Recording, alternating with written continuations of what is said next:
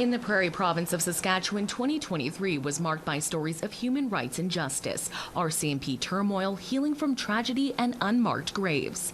In March, the long road to justice for Adalia and Narissa Cuisance cleared another hurdle as they were released by a justice at Court of King's Bench in Yorkton on bail.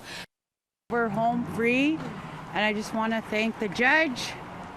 And that's all I have to say right now. Thank you, and my family being here and all our support.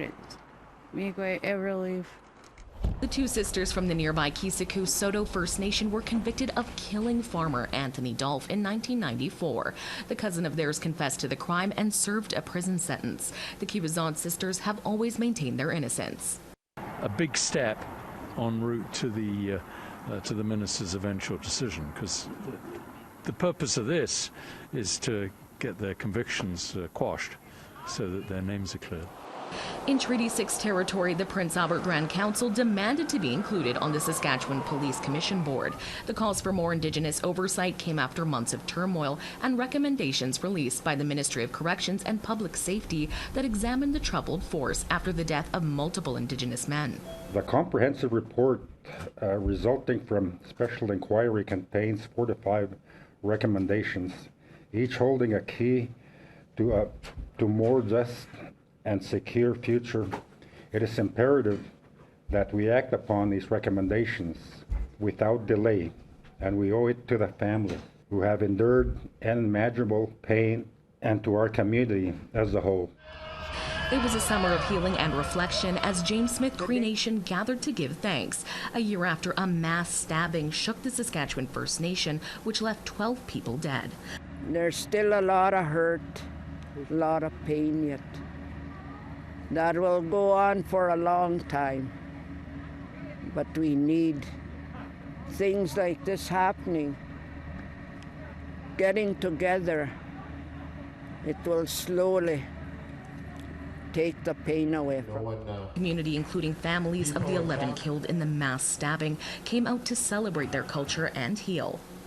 Elders and knowledge keepers want to pass on what they know to move forward in the community's journey towards healing. And they are trying to reach out.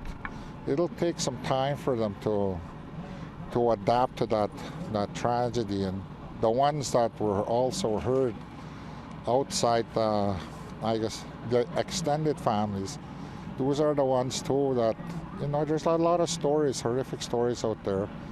And yet there's a lot of resilience out there that they're balancing themselves to move forward. And data confirmed what survivors had reported for decades. Community members from the English River First Nation and the Métis Nation of Saskatchewan gathered in Saskatoon to reveal the results of their ground-penetrating radar search at the site of the former Beauval Indian Residential School.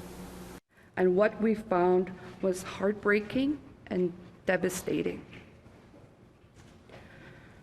To date, there are 93 unmarked graves, 79 children, and 14 infants. Dawn McIntyre coordinated the ground searches with a team of elders. She said they responded strongly to the news. Most, if not all, of these unmarked graves are believed to be children, and at least 14 of them are believed to be infants.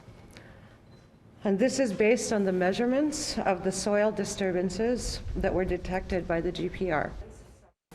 More than 200 people turned out for a memorial walk in Saskatoon honoring the memory of Megan Gallagher. Her remains were found in an area on the South Saskatchewan River.